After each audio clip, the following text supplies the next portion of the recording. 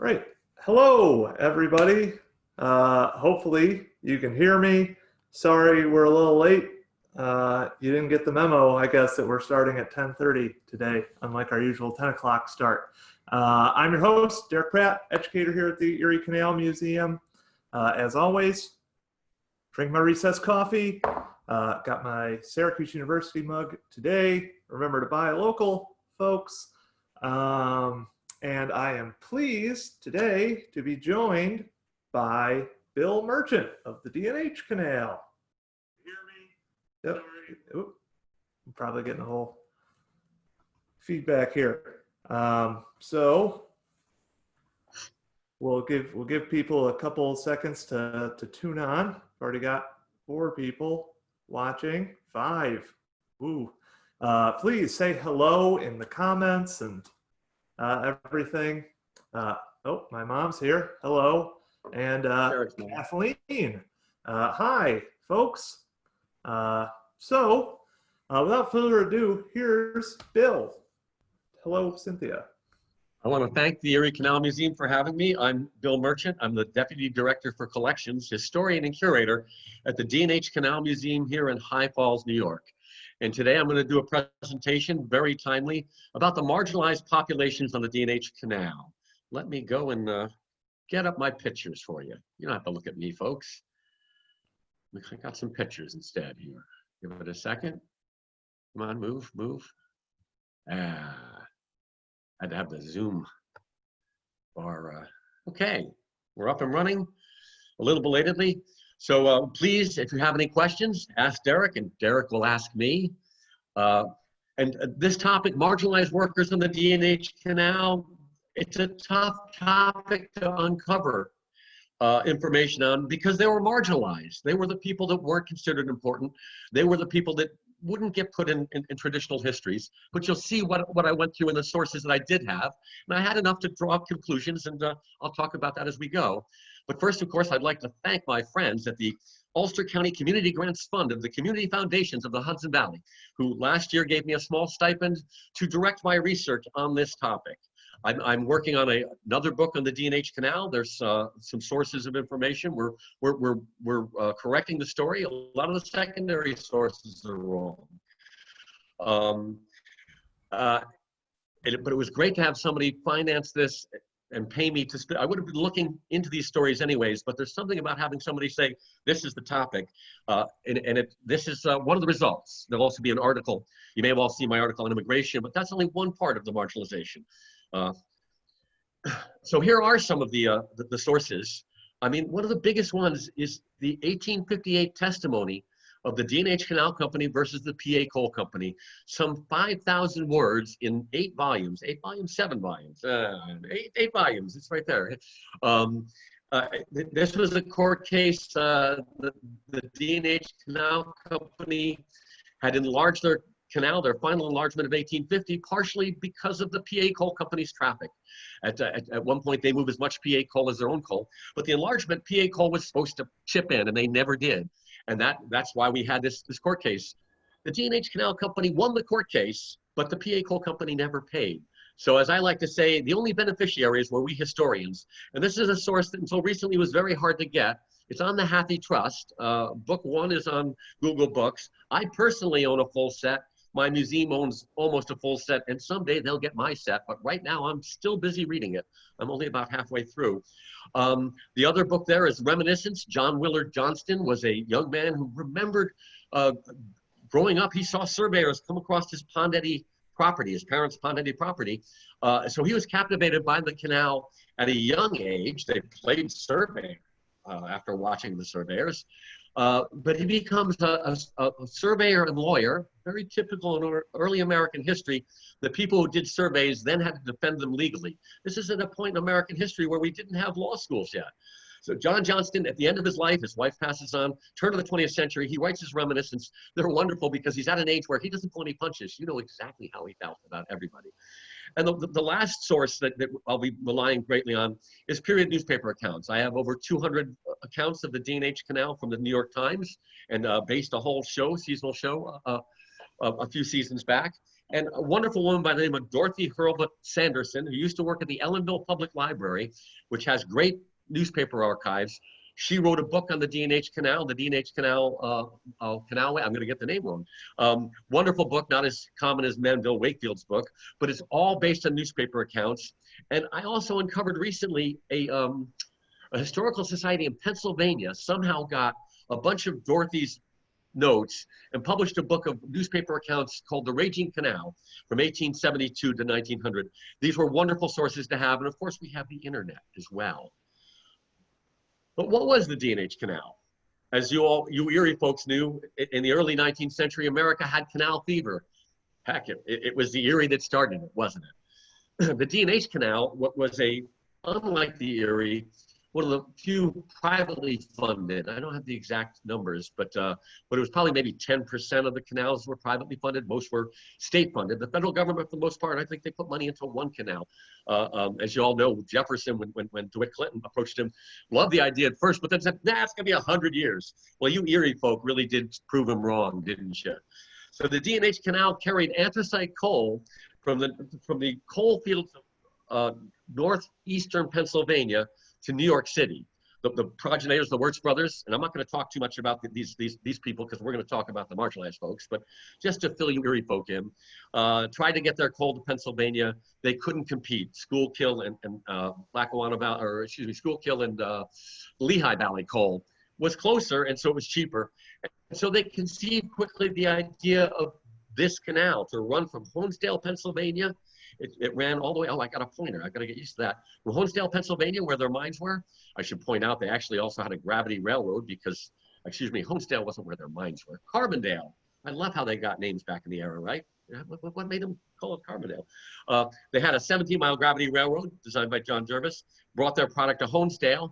Their canal followed the Lackawaxen River to the confluence of the Lackawaxen and the Delaware, where it crossed early on by a rope ferry, later by some aqueducts built by John Roebling, suspension aqueducts, followed the Delaware River, followed here at Port Jervis, followed the Neversink River.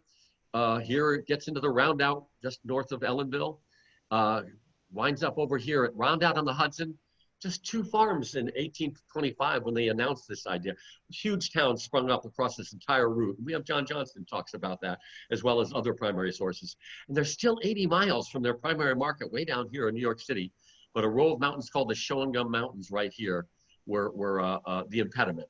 And yet, the D&H Canal was built on time, on budget, first $1 million private enterprise in American history. They raised over $1 million in one day. Philip Hone there, as you can see, turns the first shovelful. He was their first president. But I don't want to talk so much. You know, I do a lot of presentations. This is one of 4 that I do. And I talk about all these white men all the time. It is interesting to note that we've got here James McEntee, Western New York guy who learns engineering on the D&H Canal. John Jervis becomes one of America's premier civil engineers. Benjamin Wright, he's the guy that actually they hire originally, but he is so sought after the success of your Erie Canal that he doesn't even do the original survey himself. Somebody else does it. DeWitt Clinton, that's a wonderful Asher B. Durand etching of DeWitt from an 1840s biography. And then down here, the Wirtz brothers, and we've got one famous immigrant, John Roebling. But most of the histories, these guys, we've heard all about them. I want to talk about the common people, the marginalized people. You know, they weren't important enough nobody wanted to know their stories. They didn't think of them as having done anything, but in fact, they did everything. So here we've got a wonderful quote from Charles Dickens when he travels through America. It was his American Notes for General Circulation in 1842. Irishmen, for who else would dig and delve and drudge and do domestic work and make canals and roads and execute great lines of internal improvement? Irishmen. At this point, I want to stop, and I always have to point out to people, the Irish were vilified in the 19th century in America. They were Catholic, and that was a strike against them. They were considered just a step above the enslaved peoples. They were second-class citizens. You would see signs, Irish need not apply. And yet, when you needed cheap labor, it was the Irish, wasn't it? And by the way, at this point, I always like to point out that all these photographs, for instance, this is not the construction of the canal. We don't have any pictures of the construction of the canal. Photography, starts in the late 1820s, but it's still lifes. You get daguerreotypes in the 1840s, but most of our images are going to be 1860, Civil War era and later. So this is actually, I believe, a repair crew. But it is the D&H. And you get a sense of what the labor was like just from that picture. An animal with a wagon, guys with picks and shovels, hard work. And that's why they hired the Irish. They were the only people who would do it, basically. And here, of course, we have, and of course, I can't read it on my screen, but I can if I do this.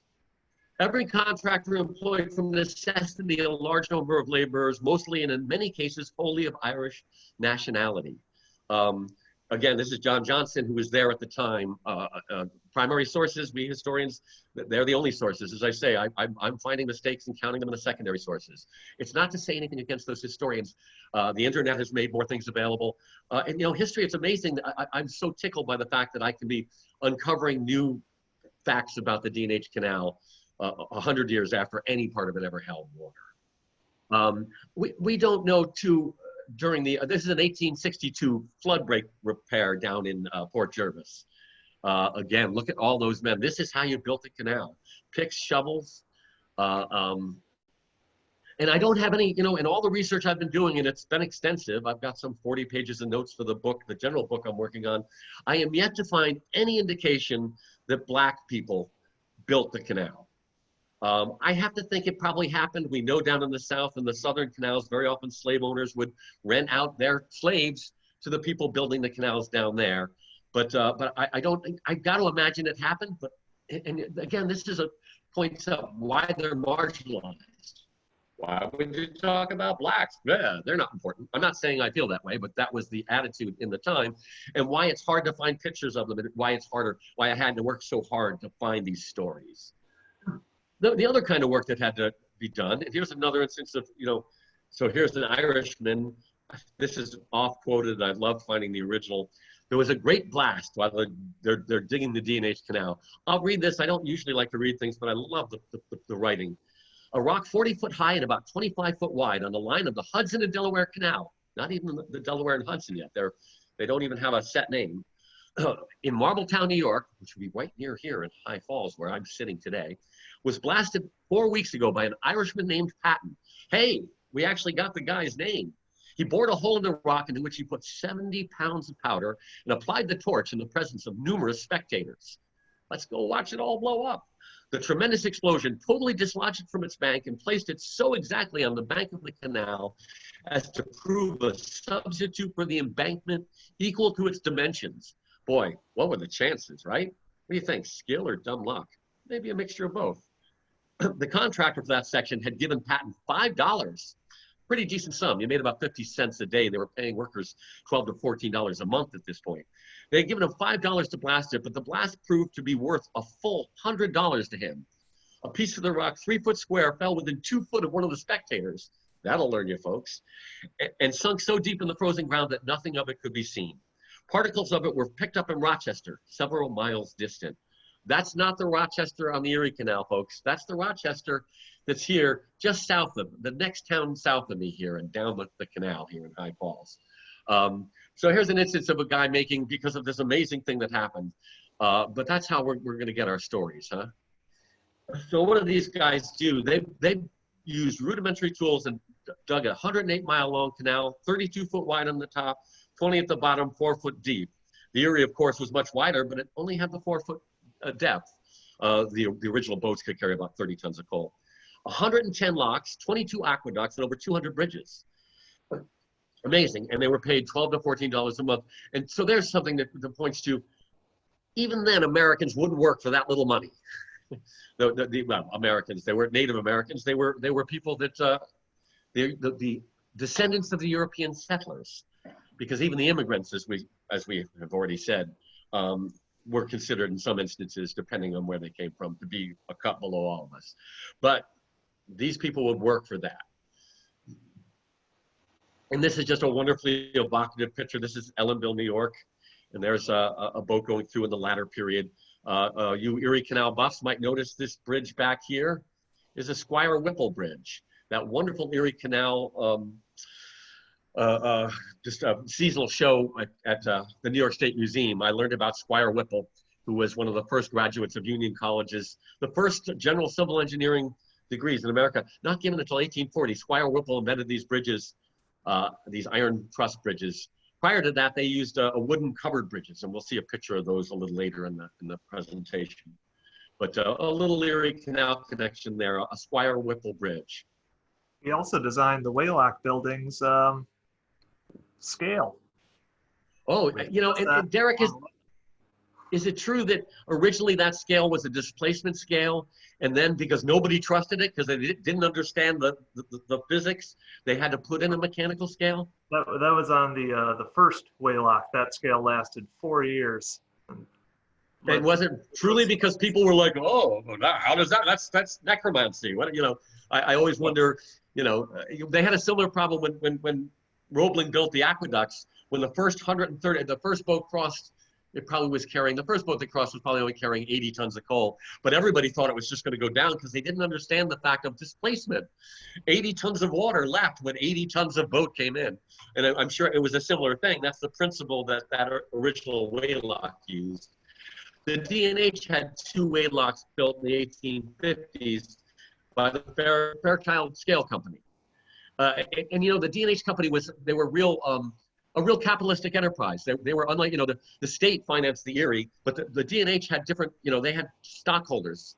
And they were a real capitalistic enterprise, one of the first in America. This is a story that all Americans should learn about because it really had a huge effect. America was a much smaller country. It was really everything east of the Appalachians. And this canal fueled the Industrial Revolution and brought that coal to New York City. So in 2.5, 3 years, at a cost of ultimately $2 million, they dig this canal and they start operating. And the same men that worked on it were then paid, who worked on building it, were then paid to actually work the boats and the various things that needed to be done. Again, I love to quote, here's John Johnston. The mass were composed of the vulgar and debased, of ages from 10 to 60, of various kinds, classes and nationalities, Irish, Dutch, Africans, Americans, and others. All the most lewd, vulgar, and depraved, and honesty compels the admission that the most objectionable features were found among the Americans. USA.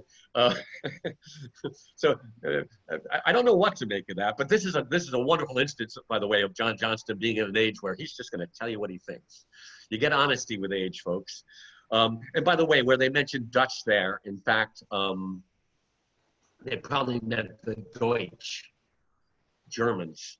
The Pennsylvania Deutsch, a lot of people don't realize that those weren't Dutch people, those were German people. And there were German settlers in the 18th century in Pennsylvania. But there you go. And what did they do? Your typical canal boat after 1850, I think they were always required to have 3 people. I read in the Erie they had larger crews. But for the most part, the rules of engagement on D&H, you had to have a captain on the boat, you had to have a bowman, and then you had a mule driver or hoagie. Hoagie for the 2 phrases they said the most. Ho for stop and gee for go. On my Facebook page about a year ago, somebody tried to say apparently ho and gee when you're plowing with oxen is left and right. But I can say definitively from the reading I've done, very often the mules were left because very often these boats ran with less than the required 3. They didn't enforce that well enough.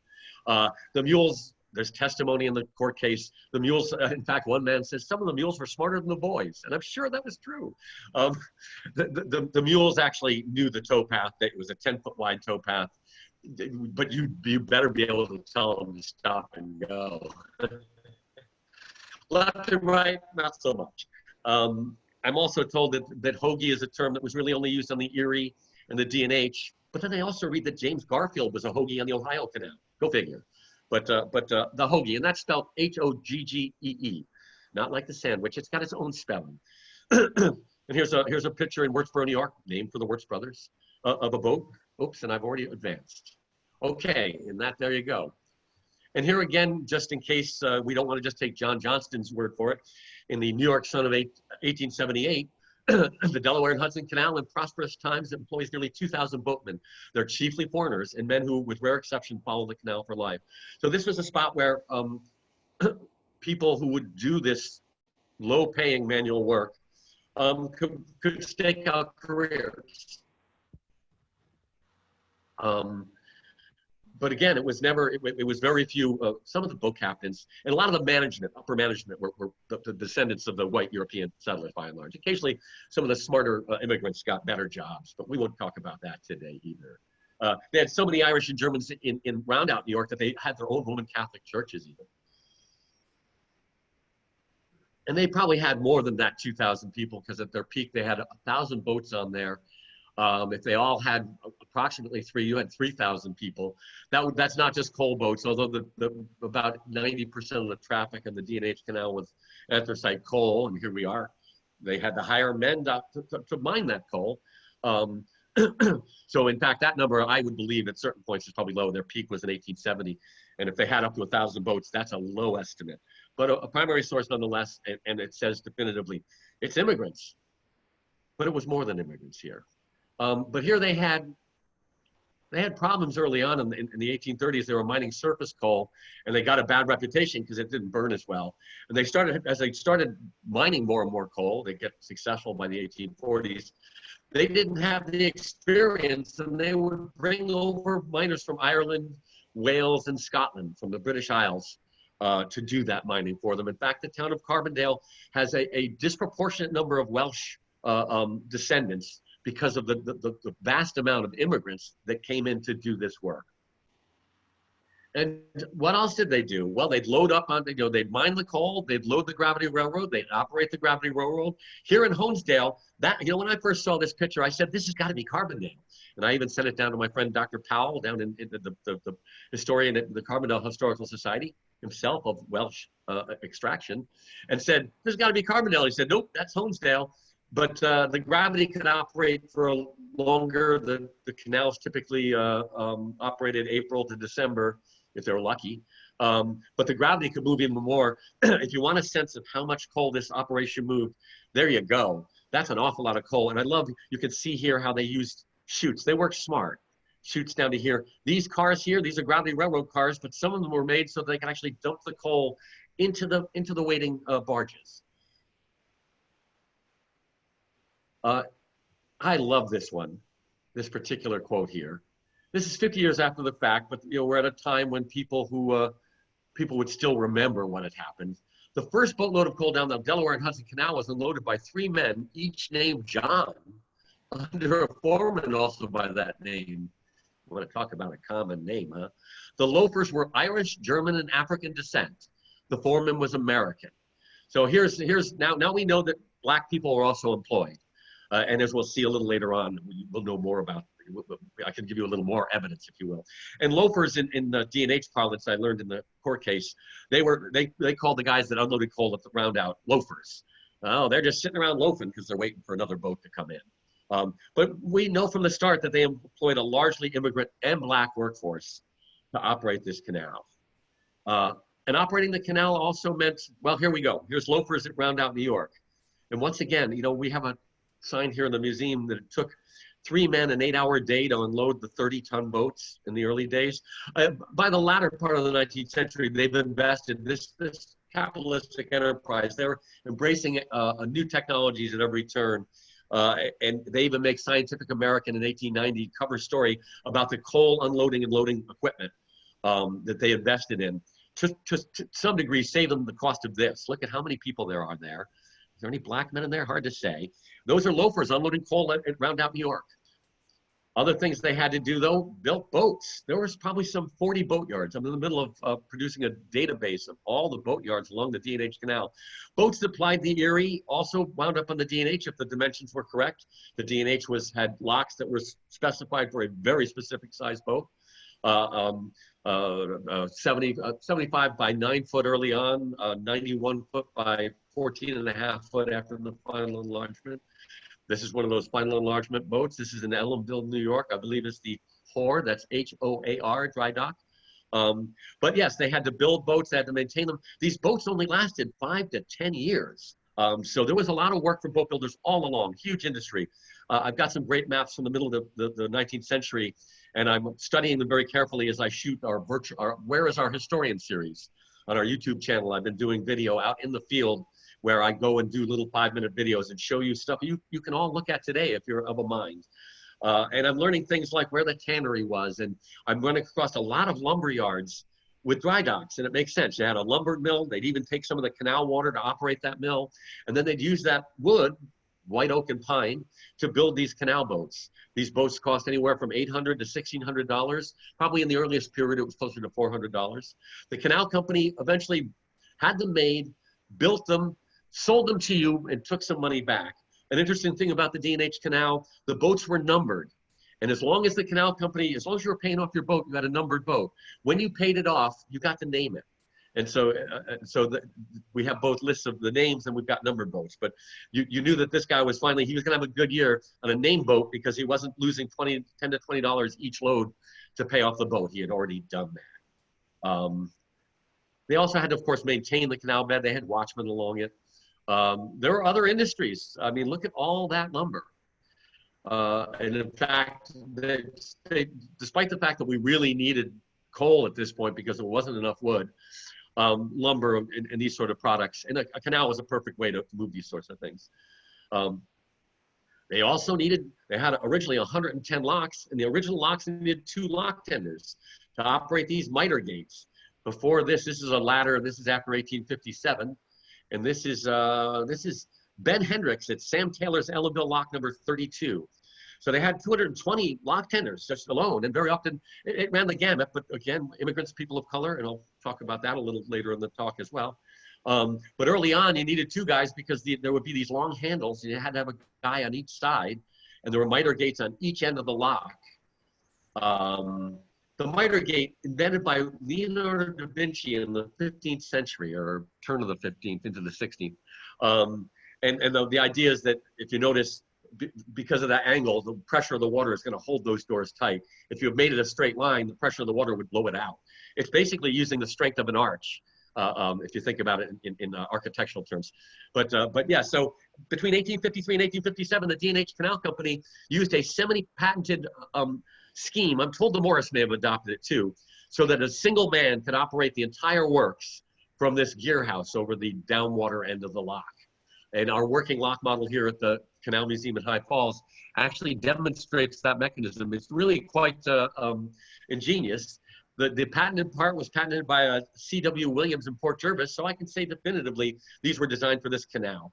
But here's this canal company again, investing in new technology, new efficiencies. This is capitalism at work. This is early American capitalists. Before the railroads were very often credited with creating the modern corporation.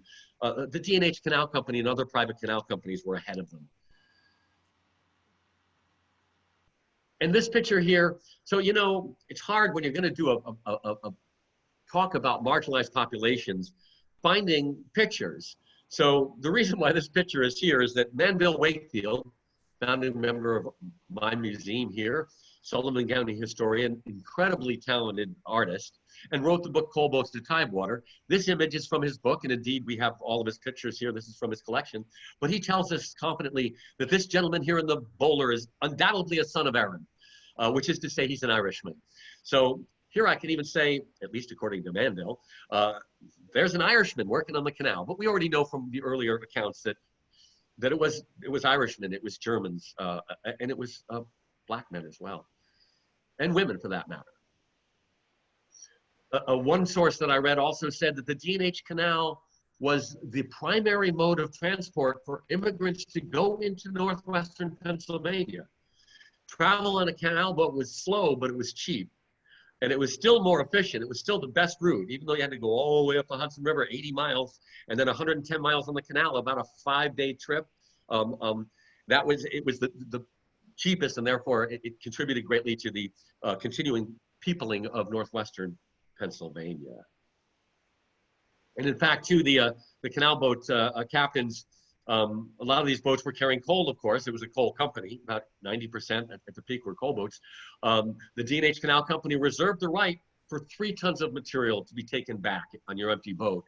And I noticed from the testimony, the captains that made money, that walked away with a decent, $200, $300 in their pocket, were the ones that took advantage, worked harder, and went and contracted with people in round out to bring product back. They worked harder, and this was, again, immigrants bettering themselves. But there are other industries. The canal, because the canal came through, in fact, natural cement, Rosendale cement, was discovered in this area. Most of you Erie buffs all know that Canvas White discovered that dolomitic limestone in Chenango in 1817. I believe that's right, Derek, 1817. Figured out how to make it, patented it. Everybody violated his patent, but the state of New York gave him $10,000 for that idea. The D&H company was going to import cement for their locks and wherever they needed cement. They were going to get it out on the Erie, down the Hudson River, bring it on in. But they were really smart. Now, there's a historic sign here in High Falls that claims a guy by the name of Bruce discovered it in 1823. I don't think that's true. They talk about James McEntee discovering it. I'm sure that's not true. We have his reminiscences in his son's hand. He never mentions Rosendale cement once, never mentioned it. If you were the guy that discovered cement, even if you were self-effacing, you'd at least mention it in your memoirs. No, the very first annual report of the D&H Canal Company says that a geologist hired by the company discovered natural cement on the line of the canal. In fact, it was right here in High Falls. It was in Marbletown. It was in a section. I even can tell you there's a cement mine extant, and that is on or near the discovery of what becomes Rosendale cement. But all of these people that work in the cement mines were immigrants and blacks, although I'm yet to see a picture of a black man in a cement mine. There's something to research. You know, one of the things about being a historian is you do research and you're looking for answers, but inevitably you also come up with more questions. And I'm not vexed by that. It's part of the fun, it's part of the delight. Now I have to go, I've never seen and I'm on the board of the Century House down the street that celebrates the story of Rosendale cement. I'm gonna have to see if I can find any pictures of black men in the mines. We know once again, it was largely Irishmen. I also like to point out, you see how many of these gentlemen are wearing bowler hats? I'm told that was the construction hat of its day. That was for protection. I'm not sure how much bowler, well, I guess the round and bounce off, I don't know, you know. So these extractive industries like cement, this cement rock could only be exploited because the D&H Canal existed. In fact, there's a historian who wrote some books about Rosendale who erroneously makes the claim that the D&H Canal existed for the cement. It's actually true that in the final years, between 1898 and 1916, the canal basically was a cement canal from just east of High Falls. Samuel Kirkendall was buying up cement plants and they were moving cement. So in the 20th century, you would get the idea because any coal that was being moved then was being moved in from the Hudson to fire the cement rock. They also had bluestone. Bluestone is a sandstone. It also comes in red and green. It's only found from northwestern Pennsylvania up until Vermont, but it was a highly prized material in the 19th century, largely for sidewalks. It's not slippery when wet. Because of that, it was a huge industry. This is Fitch's dry dock, not dry dock, Fitch's dock. This building is still extant, a private residence, built on a bulkhead, and they used to load tons and tons of bluestone. And here's a wonderful picture. That cement stack right there is still here. That's a Portland cement factory that was built in 1865. Already the natural cement industry is in trouble. I don't think the ice house is in this picture, but here's a picture of an awful lot of bluestone being loaded onto a schooner for transport to New York City. Again, it was immigrants. And if you read the article that the Erie Canal Museum so nicely published about immigrants, I talk a little more about how entrenched they were in that work. The canal was so successful that, as I mentioned before, they do a final enlargement of 1850. At this point, they've got at least 3,500 men working on it. And they spend at least another $2 million. I don't have the exact number memorized. But here they are. They're looking, they knew that this is 1849. They're looking to start working on the enlargement that winter. So they operated the canal during the season and only enlarged pretty much in the off season. And then they knew in the more heavily settled areas, they'd be able to find plenty of workmen. But Chief Engineer Russell Farnham Lord is concerned about getting people between Wirksboro and Pondetti, kind of the middle. And Pondetti, coincidentally, was also a site of bluestone. And the only reason that bluestone was exploited was because they had a transportation network. In fact, the Minisink Battleground Historic Site and Park is on a bluestone quarry. It's wonderful when things open up. It's closed in Sullivan County right now because of COVID. Go and walk. It's fascinating to watch. But here they are. They know that they've got to hire in the New York papers men to work over the winter. And Russell Farnham Lord is writing to William Seymour, the treasurer in New York, and he says we should get them in about equal proportion of Irish and German, as they're better controlled that way. So you're hiring the marginalized and then setting them against one another. But I just love that somehow history comes alive to me for quotes like that. And this is a page of a correspondence journal in our collection.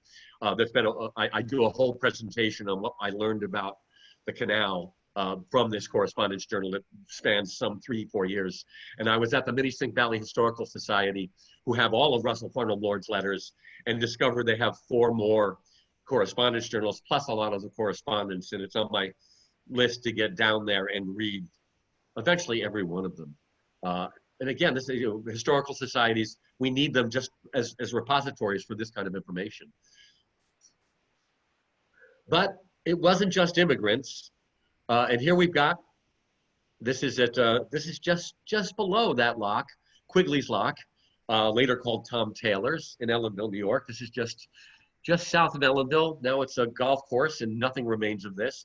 There's one of those wonderful covered bridges, believe it or not. That's a covered bridge, even though the roadway isn't covered.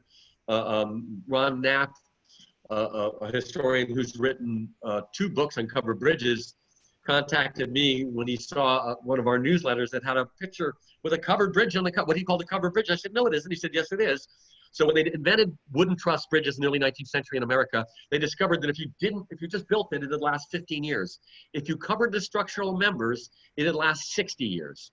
And so these are what they call pony truss covered bridges.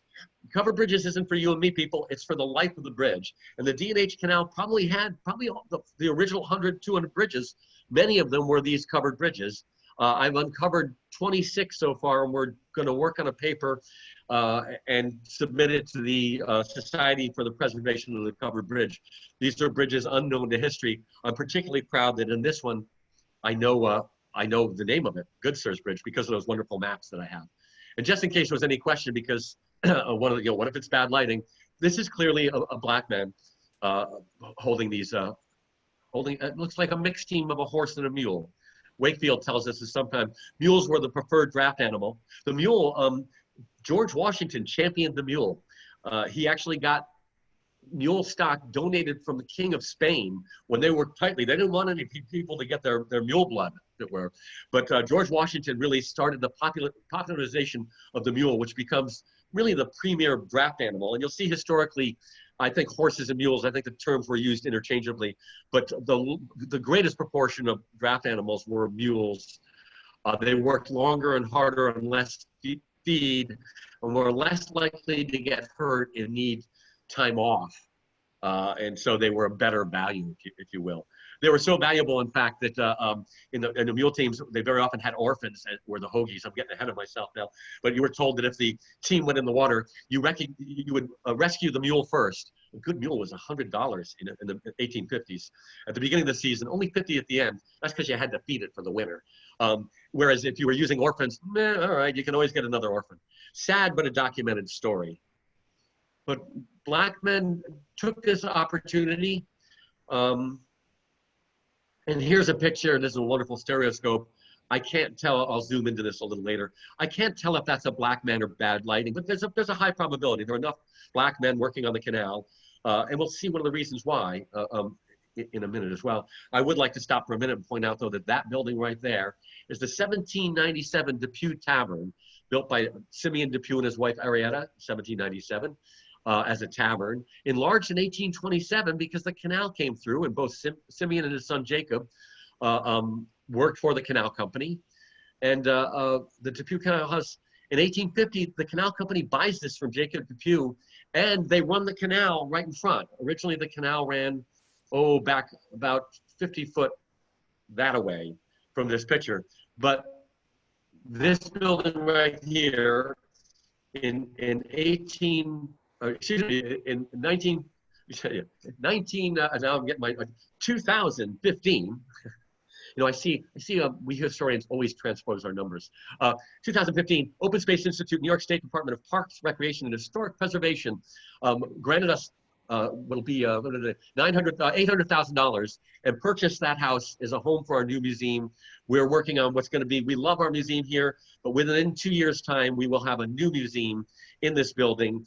It was run by the Canal Company, operated as offices, as a lock tender's house for both the locks 15 and 16, right in here. An important, probably the single most important canal era building still extant when we got it, and we couldn't be more excited. And here's another odd case. Marginalized peoples, very often you don't get their names. But here's a picture, this is from the 1890s, and this is Jim Jackson the shoveler. I also have to laugh because did we just call them loafers? Well, that was in the 1850s.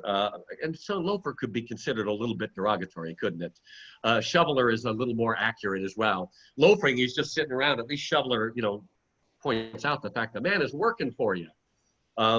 But we're very fortunate that we have this picture in our collection and know the name. And in fact, recently, when I posted this on Facebook, somebody, some of his ancestors are still alive. And I want to reach out and see if they have any stories that they might know that have been handed down in the family. Again, so you don't make the press very often, but I love this one. This is 1877. The courier says the Canal Company had labor problems, and they had labor problems. This is the other thing about being a capitalistic enterprise. There were multiple strikes throughout the whole thing, and like corporations, they were pretty hard. The strikers pretty often didn't prevail. But after this labor unrest of this era, they were thinning out the workers, so to speak. But it's the last sentence. Among others refused work as Brother King, the well-known and universally respected colored man who has worked on the dock almost since the canal was discovered. You also have to laugh at discovered. It wasn't discovered, but at any rate, it was dug, people. But that'll be a perennial question for me. It's also interesting that they mentioned the fact, well, in that case, there'll be another instance in a minute. Here's a closer look at that, the canal house there, our new museum, Lock 16. There's the gear house, and there's, I think, a black man. But why is Sojourner Truth's picture here? If any of you know the story of Sojourner Truth, she was born in Ulster County. She was born probably, enslaved probably 10 miles from where I'm sitting right now. She is freed by her last owners, the Van Wagenens, who were Quakers and didn't believe in slavery, bought her to free her, basically. New York State passed a manumission law in 1799 that basically meant, because you couldn't just, what if you freed all the slaves? Some of them were children. So what it did is at a certain age, they'd be freed. And the result of this law was that by 1828, all of the slaves were freed. Well, slave owners in New York State, they were going to lose their investment, weren't they? So it was a too common practice to take slaves and sell them down south. That was illegal. Sojourner Truth's son, Peter, was an 8-year-old slave, and his owner illegally sold him down south. Sojourner Truth got Lucas Elmendorf, a prominent Kingston area citizen and lawyer, helped her, and she got her son freed, got him brought back from South Carolina, an amazing woman, and later a well-known abolitionist known for speaking out for the rights of colored people. And by the way, it's a shame that we still have to have these conversations today, people. And that's what makes this talk today more timely. I almost would have opened with blacks, but I like the chronological thing of it. But why am I talking about Sojourner here? Because once she got him freed, she got him a job as and I quote, tender of locks at Creek Locks, New York. So lock number 2 on the Roundout Creek, the Creek Lock, the lock, well, there were 2 Creek Locks, 2 and 3, and they're pretty much adjacent, maybe 200 foot apart, 100 foot apart, a boat length apart, actually, that's what it would be. And Peter was I have to question, he probably wasn't a tender of locks per se, but he must have hired out to help the lock tender. As we'll see, young people, young men and women worked at a much earlier age, but I don't think you'd have him just running the lock alone. But an interesting point in another, and this is 1828, this is early on, the canal is still being constructed, although in 1827, the canal was completely built from Port Jervis to Rondout, was operating, they were training people and the like. And here we have, black men worked on the canal, worked on the boats, and some of them were, made the papers again. And they're talking about in 1880, what a great season they're having. And in one day, 90 boats were loaded with 11,520 tons. And they had 92 boats, presumably because the fleet was bigger than that at that point. Presumably that's 92 that are just in one pop trying to get loaded through. Some boats now making their 7th trip. This is just June. That must have been a good year. If you got 10 to 12 trips 10 trips was a good year. But here, the man who had made the most trips and or moved the most tonnage was the captain of the H.B. Holmes. So now we know it's a boat that was paid off. Tony Gallagher, colored captain. It's unlikely that he was the owner. He was probably hired. But here was a colored man operating the H.B. Holmes, a boat that somebody owns outright. And again, another case, a rare case, I think I've got the name now of maybe it's 8 black people that worked on the canal versus probably I could give you the names of 1,500 white men I have in my database, just to give you an idea. But I would contend that there were many, there were a much higher percentage. But again, they're a marginalized population. People don't care about them. They don't want to. In fact, I was talking to the Canal Society of New York, and we were talking about blacks on the canal. And they had this was 2012, had an intern looking through their photographs, looking for a picture of people of color. They couldn't find any. And we just think that they were like, they wouldn't waste photographs on them, basically. They'd move them out of the picture, is all we can think, But here's a reason that you want to know why they could get the work. This is from testimony in PA Cole. James Rose supplied an all-black crew, himself, an 18 or 20-year-old, and a boy, $33 a month. And here's a case, the town constable, Peter Yapple. He owned a bunch of boats. He didn't run them. He was the town constable. I think he was a farmer as well. But that was $7 a month. A white captain, we even know the name of the white guy who they didn't hire, Thomas Hornbeck. It was $40 a month. That's a significant savings to the boat owner, and a key to why these people were both getting the work and why they weren't important people. They were just cheap labor. Of course, there's a sadder, another way to make, well, obviously, whether it was because he was a black man and a hunchback, whether he was well known, this is said to be, and I'm going to reach out to Ellenville Library. I'd like to see and get a picture of this. It's probably in color. This came from Dorothy Sanderson's book, but this is an 1877 E.L. Henry painting. Edward Lansing Henry, well known for doing canal scenes, amongst other things. In fact, let's see if I can show it to you there. There's on the, before the days of rapid transportation, that's a steel etching. And in fact, the Erie Canal PBS special claimed that was on the Erie. I guarantee you that was in Ellenville, New York. But E.L. didn't want, he wouldn't, if you wanted to say it was Erie, that was fine with him. These were made as multiples to be sold. And so, but if you read the catalog raisonné that McCausland specifically says, and E.L. Henry lived in Cragsmore above Ellenville, and we have a lot of his paintings. They are all, those of us who know that the D&H realized that these are all painted on the D&H, but the Erie was bigger, there was a bigger market. They didn't care if you thought it was the Erie. And in fact, that's got what we call an Erie Canal packet on it. But this is Fred Thomas, known as Black Fred. Again, one of those names that just, and this is on the back of the painting. These quotes: a hunchback, canal boatman, and guide to the trout streams, was murdered by another Negro some years ago. I think it's sort of interesting that E.L. Henry did a painting of a black man, but he probably was well, certainly, given that he was clearly shorter than a mule, a hunchback, and a black man, everybody must have known Black Fred. But getting murdered by another Negro is certainly not the best way to get notoriety. And here's a tale that when I first remembered, I was afraid that it had actually made the papers. But this is actually a story from my own archives, and this is in the 1890s, maybe even the 1900s.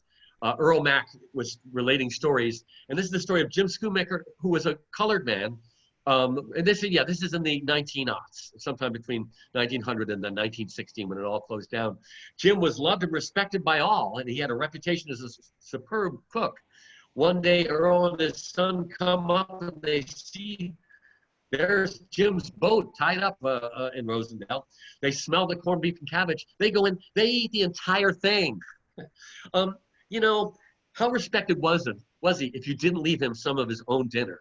The story, they all laugh about it, but this is also kind of sad. This is in the 20th century, a man who's not respected. He's loved and respected, but not enough that they didn't leave him some of his own dinner.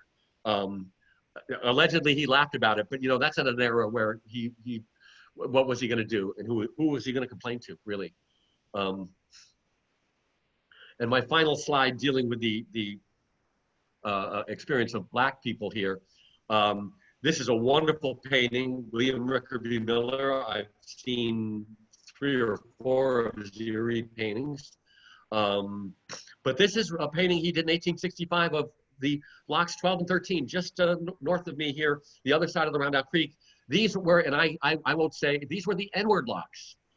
These were on the other side of High Falls. My supposition, and this is supposition at this point, is that they were in the less settled part of town on the other side of the creek, and those were the people that were willing to do that work.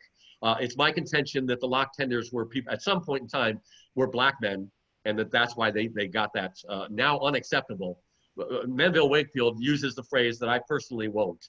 But the N-word locks, and there's a sign, possible proof when I can prove my surmise, that Black men also worked as lock tenders. Those people made about $30 a month. But women also worked on the canal. I love the picture of this card. We don't know what the story exactly of this boat is, but I can tell you that Alonzo Mowell is at the tiller, and that the woman drinking from the tomato can is, Grati Nabrangle, later Mrs. C. Hoteling. So this is probably in the 1900s, the latest era of the canal. And I have to love it. The photograph we got from some well-meaning person says, has phone. So apparently at some point in time, you could call Mrs. Hoteling. But women did work on canal boats, as we're gonna see here. Again, there's testimony. In 1858, Alpheus Galway talks about what his wife did. She cooked and tended to things on the boat, cleaning, steering the boat occasionally to spell us when required, and watching the boat when we were lying still. But you see this image here. This is an oft duplicated image of the little Freddie. And I love this. This is the Camerons, and there are 3 children, George, Maddie, and Freddie. So again, it's a surmise, but the boat was, well, let's figure it's one of these gentlemen here, probably their firstborn, and they named the boat. So here's a boat they own outright. And from the looks of this, mom is now the captain, dad is the bowman, and the Hoagies are these children. There's one further thing about this, just an aside. This is the Lackawaxen suspension aqueduct over the Lackawaxen River, built by John Roebling, a German immigrant, but one of the richest men in America from his wire rope. So not a marginalized man at all, although still not appreciated enough. But there's a great new book coming out of him. Professor Paul King is writing. But and after the Civil War, the economics of running a canal boat were such that it was largely family groups. And indeed, here's another picture, and it's the same layout, isn't it? There's Mrs. DeGroot at the tiller. There's, I forget his first name, DeGroot here. And here's their son. This is in the 1890s. And look at this. The picture was taken in the same spot. When this was donated to us by Steve DeGroot in California, Steve, you might be out there watching this now or later. Steve's a big fan of the museum, donated this. In fact, there's a story that the railroad scared off this team or a team, and the young child held on such that he saved the team from running off. They snapped the line, and his father gave him 4 cents. Which was a decent sum for a young man in the 1890s. But the interesting thing here is that this is a picture at the same spot. When I got this picture, I started looking through our archives. I found at least 4 photographs taken here. So I'm pretty sure, and I'll keep researching this, that a photographer, when he needed work, would set up his camera here, take a picture of you, and 10 days later or so, when you came back through, you could get a print of you and your family on your canal boat. What an amazing, I'd love to get the name of the photographer. I will. It's just a matter of time, right? I love this story. what you got to do for work, huh? So in 1876, a woman was discovered on a D&H Canal boat dressed as a man, regularly employed as part of the crew. It doesn't say anything further than that. Presumably she continued working. I'd like to think she continued working. We really don't know. In fact, this could be one of these people could be a woman dressed as a man for all we know. But as you can see too, as I say, the latter period, it was largely family groups. That was the only people that the price that they paid the canalers went down from a high of $1 to $1.10 a ton to 60 cents a ton. And that really made the economics such that that's why we see so many pictures of families operating it, no longer independent contractors, no longer hiring people. The family all worked on the boat. Some of them even lived on the boat year round. This is a twofer. Catherine Ann Shepos, a colored cook on a canal boat, meets with an accident. Low bridge, everybody down. Must have been a light boat on its way back. She gets injured. We don't know what happened to Catherine Ann Shepos. No further information was available. Another data point to research in the future. But women also would own canal boats. And this tells the story here from the New York Times about a boat that was discovered near Sing Sing. This is in 1884. Completely swamped. And they found the belongings of women and children on the boat. And then they also found that it was boat number 1095, owned by a Bertha Schroeder of Honesdale, Pennsylvania. So I find in the historic record, sometimes women owned the boats in name only for legal reasons. The husband had liens against him, you know, things that happen today too with properties. Interestingly enough, in the Raging Canal, I found a Honesdale account of this after the fact. And I'm happy to say that Bertha and her family were completely fine. But for some reason, the New York Times never followed up on it. But this woman and her family, once again, probably ran this boat, and this was what we call a full river boat. It was such that they could tow it on the Hudson. The D&H really wanted all the boats to go this way, but because you bought the boat, and because the canalmen could buy boats that couldn't go out in the Hudson that were cheaper, section boats from the Lehigh for $800 versus $1,400 for a full river boat, it was an unsuccessful endeavor in the 1850s on the part of the canal company. And it just fostered, they just dusted themselves off and said, well, that ain't gonna work. And a rare point where the canalers had some say over what happened. But now we're gonna move on to that final bit. You know, we've seen immigrants, blacks, women, but children. You know, where the 19th century, I always have to explain to 20th and 21st century folk, childhood was a 20th century invention. You had large families, children died of all sorts of things. You had large families to support you, to run your canal boats, to work on your farm. But there are many stories, and this is just one I pulled from testimony in that court case. This court case is such a wonderful source, underutilized because it wasn't widely disseminated, but you scholars now, if you go to the Hathi Trust, you can read it online. But here, William France was a hoagie at 7. At 16, he's in charge of the boat. I have run into more stories like this. These were men. You hit 14, 15, you're doing a man's work, very much so. He had his, I've got my picture covering up the age of his brother. 12-year-old brother is the bowman. You're a 12-year-old, you're the guy in front of the boat, and then the driver was a 10-year-old. And here's a quote from William France. The crews of the small boats were made up of more of boys and half-brother persons. So relatives. By the small boats, he's probably talking about these smaller pre-1850 boats, which were a little easier to handle. Presumably, the bigger boats, we know from testimony, took a little more doing. You know, there's a youngster right there. How old is that gentleman with that team? That looks to be a pair of mules there. There we've got they're just coming out of a lock. There's a loaded boat. There's the gear house at lock. I probably could figure out what lock it was. This appears to be a waste weir. And there's a boat. There's the bowman, the captain right there. This is a light boat on its way back to Honesdale or environs thereof.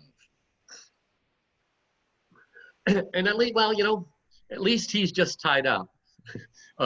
Clearly, this young man isn't working, but it's wonderful. Here's a picture of a young man on a boat. This might have even been an excursion because this woman looks like she's really out on a Sunday trip. And we have pictures. People used to go out on the canal just to enjoy it. You know, it wasn't all even in that era. But here could be a young person, no older from the looks of it. Here is the youngest hoagie I have seen in pictures so far. Derek, you got anybody younger on the Erie? Not that I'm aware of. right? I mean, look at that, you know? It's pretty young. I mean, maybe they just have them there as a pitcher opportunity, but you know, that's the problem. You know, interpretation. I always like to be very clear about when I'm speculating, because sometimes you just have to, you know, you have no choice but to try and figure out what's going on there. But here I'm going to go back to the opening slide because here's how old is this young man? And yet he looks so self-assured. This is, you know, and you grew up on the canal. You learned a skill. You know, here's a man here's a young man in charge of his team, isn't it? You know that there was an amazing number of stories in the papers about kids running away to work on a canal boat. So there was a romance to the youngsters too. There was also at least 6 stories of kidnappings. And here's one of them. This one's particularly interesting because this young Henry Hart, we won't read this whole thing, wandered away, and a boatman found him and just basically kidnapped him. And for 9 years, he lived with a man who he thought was his father, boated on the Delaware and Hudson Canal. She said the guy was horrible, locked him up in a barn, flogged him, half starved him. But he ran away and fared better. And eventually somebody recognized him because of his reminiscence. He looked like his father. And he gets reunited with his family. So here's a wonderful story. But this was unfortunately way too common. We also, I had a boy from the country poorhouse who was bound, a county poorhouse who was bound to me. So poorhouses would actually not sell you, but rent you their charges to support the poorhouse. It was a tough life for orphans throughout the period, because some of these stories are, even in the period when families were running the boats, there were still some independent contractors and the like. And another one of my favorite pictures, young man on a mule. That's the Ulster and Delaware rail line right there. This is in Roundout. You know, there is a youngster, but boy, just to look at his face and stuff. Some of them would ride the mules, but more often they walked alongside them. It was a tough childhood. And here's a final young boy story. A young German boy, so possibly immigrant, named Myers. He kicks him off the boat. Campbell didn't even want to take care of him. And he's discovered under a bridge, lies in critical condition. Another story where I don't know what happened to Myers, whether he survived this or not. But once again, you know, I mentioned the extractive industries. Here are stone cutters here in the St. Joseph area, just south of me here in High Falls. Made some of the best millstones, and we have the Schoengung conglomerate that John Roebling specifically used to carry weight when he built the suspension aqueducts. He wanted Schoengung conglomerate rock. These are the stonecutters of St. Joseph. But look at the age. You were doing a man's work when you were 12. And here is at least one young, and he's really the youngest of the lot there. We know his name too. I didn't pull it out for here. Cooper was a great trade to learn throughout the historic period until the 20th century, because Coopers did everything. They made any round vessel. They made your sap buckets. They made your wash tubs. They made firkins and stuff. They made any, you know, the stuff for beverages and for cement. And look at the ages of these gentlemen Coopers here. And these are fully employed because Whiteport, at its heyday, was making 1,500 barrels of cement a day and 1,000 barrels a day.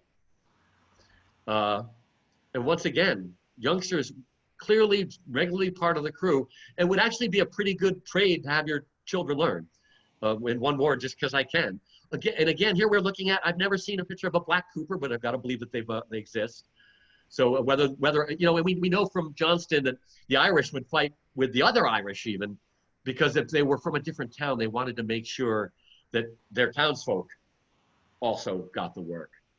When I first saw this picture, because the young men are so nicely dressed, my assumption was that was just, let me go back there. I don't know. Yes, my assumption was that they were just there for a picture opportunity. But a local historian who did a presentation on Rosendale here had the same slide. And he told us that, in fact, no, they like to have children. You know, you're blasting, and sometimes, you know, you just have this little hole and you wanted to set a charge in there. You know, big early Irishmen couldn't get in there, but you could send the youngsters on in. So they got regular employment. Childhood, as I say, didn't exist. And it wasn't just the young boys. So in the 1858 testimony, in 1858, this employee of the canal company is saying they substitute women and girls for men and boys. We often find them the best boatmen. He doesn't go on to say why, but I think I know why. It's because they could pay them less money. And that's, you know, there's your marginalized populations, the people that who are the poor people who will work for the lowest wages, who don't very often are ignored by history. Here we find in 1895, very poor in the canal. This is now when it's on its, to say no, 1898, the coal company gives it up. And they just put all their traffic on a railroad. Boating very poor in the canal. Many little girls are seen driving their teams, their service being much more cheaply obtained than that of men or boys. I think it's also, you know, they talk about boys there even. We also know from Sanderson's book, Miss James McDermott. And by the way, girls, how do you feel about having even them? You know, you'll see this a lot. Your own first name isn't there. You know, you're Mrs. James somebody or other. You're not Mrs. Lori somebody, you know. So Miss James McDermott, from ages of 7 to 14, learned spelling and multiplication tables, leading the team on horseback for her father in the late 19th, early 20th century. You know, they were different times. It was a tougher life. And people had to do work that they could. But what we find is that you can uncover these stories, but it's very difficult. And I'll continue. I haven't finished reading. I'm almost 2/3 of the way through P.A. Cole, and it's on my bed. You know, I'm reading it as often as I can. But here are the things, the conclusions I was able to draw after my year of study, and I'm still working on this. The D&H Canal relied on a largely immigrant workforce to build their waterway. And one historian says Irish workers and German stone masons. They employed immigrants and blacks almost exclusively to operate the canal. And so I now will tell you definitively, at this age where not only do we have, we still have to fight for the rights of black people, but immigrants are under siege. This is an American enterprise, like so many, that could not have been built or run without the immigrants that came here for the life we all love and believe in. Women were regularly found working on the canal, often with their families, but as we know, sometimes they dressed up as men just to get the work. And children as young as 7 were regularly employed and often abused, unfortunately, working on the D&H, both male and female. And with that, I have no idea how long I ran, but I want to thank you so much for having me. And I'm here if there are any questions or anything. I'm more than happy to answer them if I can. Yeah, thanks, Bill. That was great. Schoharie Crossing asked if the D&H had horse poles. I don't exactly know what that is, but maybe you do. Horse poles. I know they ship dock poles. Horse poles. I know they had whirring posts. Maybe that's what they're talking about. So at certain, like, so at the Wurtsboro turns, it turned so much that they had problems with the rope, so they put up a stone pillar, and sometimes wooden, so that the rope it made that pulling the boat more efficient. But I'd have to ask the Schoharie Crossing folk. By the way, was it Schoharie Crossing? I learned about the epizootic of 1870 through, I believe it was somebody from Schoharie Crossing. Famous, the horse flu comes down from Canada. And it runs through the country very quickly and cripples all of America. The Depression of 72 was directly caused by the fact that for weeks at a time, people didn't have horses or mules. There was a fire in the financial district of Boston that raged because they didn't have animals well enough to pull we were even in this age of the railroads and the canals, we were a horse culture. We were a horse culture well into the 20th century. But the epizootic, it was through research on the Erie Canal. They had all the paperwork of the Buffalo to Rensselaer Company was a company that was buying up buildings and teams, and you would hire them to do your shipping. And they went bankrupt because the epizootic closed down the Erie and the D&H. It hit all of America. Fascinating story, and I salute Schoharie Crossing. I'm pretty sure that was the site that the historian came from. Forgive me for not remembering his names, but he wasn't in my notes for today. So, right. Well, very.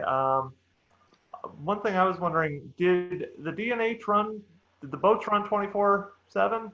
Well, At various periods, they absolutely did, and the locks did. I know, I can say definitively from primary source, 1830s, 1850s. We find, and there's testimony by one of the lawyers mentions it, that they actually found that they were better off giving the teams rests. And so the canal company in the latter period starts closing down from like either 10 or 12 till I'm going to say 4 or 6, closing down for, I think it was a 6-hour period. I don't know the exact date, and actually enforce that. But you were a free, you worked for yourself. You were your contractor being hired by the canal company. And so you could do the 17-mile summit level anytime you wanted. They did actually employ, I'm happy to say, people that enforce basically Society for the Prevention of Treatment to Animals. There were people that went along and made sure you did not. You could get in big trouble for abusing your animal. You would be cited for it. You would get a fine. They did actually take care of the animals. You know, the better owners, you know, they're your livelihood. They're expensive. You shouldn't abuse them. But there you have it. You know, the D&H also, I know only from one obituary, and when you study newspaper accounts, they actually hired missionaries because the Quaker, the progenitors, the Wirtz brothers, were good Philadelphia Quakers. And so they gave land to any denomination anywhere along the route of the canal because they wanted people to be religious. And they closed the canal on Sundays throughout most of the season. They didn't operate on Sundays, which was fairly rare. Most canals, I believe the Erie, operated 7 days a week. But yes, they did work at some points, but at a certain point, it seems the company stepped in and tried to, again, they could only control what they could control, you know. okay. Well, sounds good. We don't have any more questions coming in, looks like, but thank you very much again, Bill. Well, thank you for having me. You know, I'd ask people, if you enjoyed this, like our Facebook page, go to our YouTube channel. We're producing. COVID has made us get ourselves online. They've got me online more than anybody. I like to say I get paid to run around talking to myself. We've got we're doing a virtual tour of this museum, which will be gone in about a year to 2 years time. We'll have a wonderful new museum, which you all should come visit. I'm doing our Where is Our Historian series, where I go out and show you remains that you yourself in many instances can go to and talk about what's in the ground, since I might know a little more than you do about it. And then things like this, my Sunday afternoons with our historian, we're doing Facebook Live every other Sunday now. So I'll be live again on the 21st. So please come subscribe to our channel. And likewise, I ask my people to go like the Erie Canal Museum. We share many stories. I'd love sometime, Derek, to sit down with one of your historians and talk about what we share and don't share as canals. I think that could be a fun conversation. Yeah, But that would be great. Thank you so much for having me, though. I had a ball. I hope you all did too. Yes, I hope so too. And I'm also going to plug right now an event that we just announced yesterday here on Facebook Live, pretty much at the right time. We announced our Brick-A-Boat boat building contest, where we encourage people to build canal boats using Legos, Mega Blocks, that sort of thing. Over the summer, you can submit pictures to us. And it's a whole contest. It's very much like our gingerbread gallery. But on that note, thank you everybody for watching. Be sure to check out more stuff from the D&H Canal. And we'll see you next week, hopefully on time.